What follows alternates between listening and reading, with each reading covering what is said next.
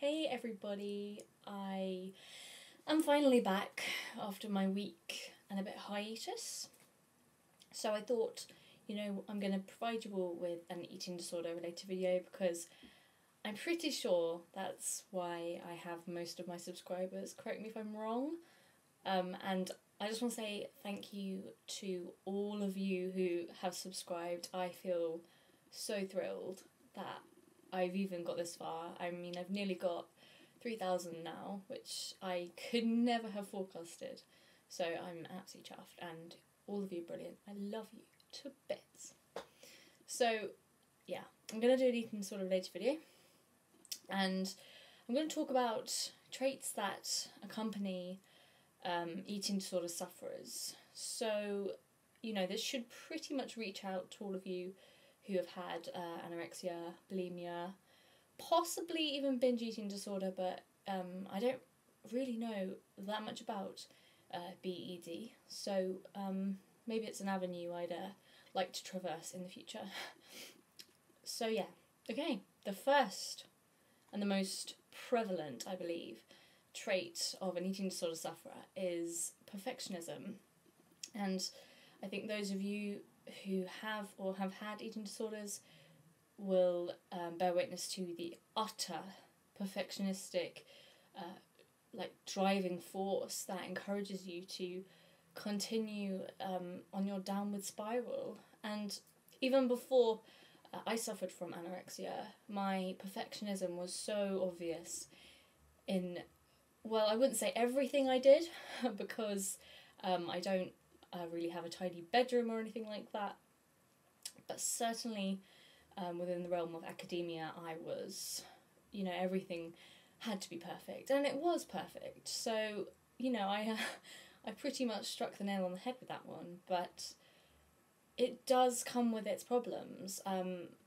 Well, you can find yourself redoing things or just being so self-critical, and you will labour over even the most menial of tasks, like just a homework task.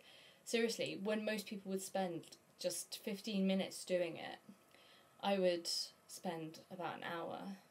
But, in some ways I feel like it's benefited me, and that, I've done better for it. So, that sort of self-conscious perfectionism that I have, it's not all bad. And, I'm on the way to achieving a really good score on my IB, I hope. So, good and bad, give and take.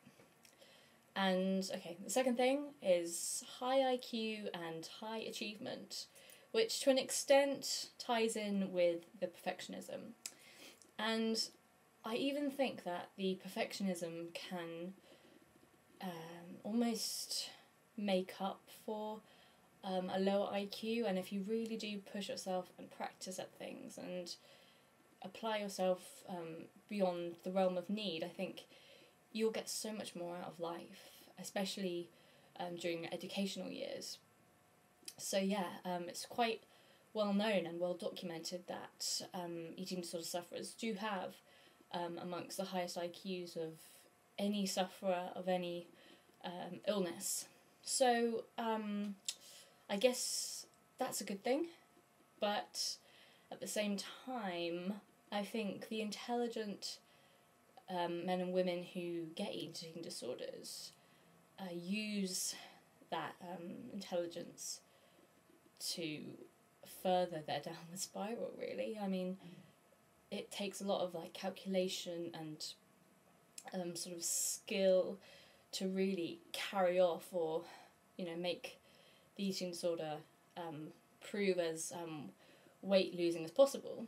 And I know from my experiences that I tried really hard and I used every bloody trick in the book, really. So yes. The third thing I have on my list is competitive family. Now, personally, my family are seriously competitive. I mean in everything. Sport-wise, my parents both run, both done and doing the London Marathon. they compete with each other, although they deny it, they do. And, you know, there's just always been that tension between us of how long did you run for, how much did you eat today, how much weight did you lose this week? Always that kind of thing. Questions always being asked. It's always numbers, basically. Anything with quantitative data that is easily comparable, my family are hot on it. But I'm not anymore. I think all of that is completely bunkum. What's the point? You're just gonna, you know, drive yourself into a manic numerical hole. Just, you know what? If you want to know if you've lost weight, or if you want to know if you've put on weight, don't, for God's sake, go on the scales. It's a useless way of telling you how you should feel about yourself. Look in the mirror. Do you think you look overweight? I don't think so. So, you know, the numbers can be horribly deceptive and just drill you into an awful mindset of consuming quantitative misery. You know, there's never going to be anything good enough. I mean, the lowest number you can get to is 0. So, so long as you're above that, you're going to want to get there, right? Not good. The next thing I have on my list is actually sibling rivalry, which isn't so much of an issue for me, but I think that between sisters especially, there is a massive issue of who's the skinnier one, or who has better looking boyfriends or girlfriends. But personally, I can't really go into much about that because I don't really know. But I'm guessing it's probably guessing.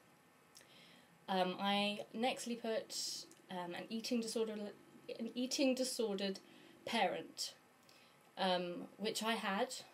Well, I still have her, but she's better these days. But you know, those kind of things, I believe, don't really ever go away. And a mother with a negative relationship with food is always going to project to an extent onto her child. So, you know, it's a great shame, and in some ways that's kind of why I don't want children, because I don't want to take the risk of polluting my son or daughter's mind with possible hostile attitudes I might have still towards food. And I know I do have them. It would be completely ridiculous to say that I didn't have some kind of residual issue with food. But, you know, maybe it's my responsibility not to carry on my bloodline. But you never know. The next thing I've got on my list is low self-esteem. Now, I know low self-esteem doesn't just come out on its own. There's usually something that has triggered it, exacerbated it. Maybe you've been bullied for God knows what. I was bullied because I was a tomboy in year 7, which is when I was like 12. So, you know, and it's just a phase you go through, really. I think everyone's been a tomboy. But, you know, low self-esteem can really, you know, it just accompanies an eating disorder. Ugh, there's no doubt about it. It's just an inescapable truth. And the next thing I've got on my list are OCD behaviours. And an eating disorder of its own right is an OCD type behaviour because it's repetitive, it's continual, and you know, you do get obsessive about it, there's no doubt. It becomes an addiction, and if you've got an addictive personality already, then you're really up shit creek. I know I have an addictive personality, less so these days, more so in my early teens, but you know, if you've got that kind of hanging around in your mind, then I think you're far more likely to have an eating disorder at some stage. And the last thing I have is depression. So your eating disorder can either cause your depression, or your depression can lead to appetite restriction. I'm going to run out of time, but I hope that's helped some of you, and thank you all for subscribing. I love you all, especially Ellie. Mwah!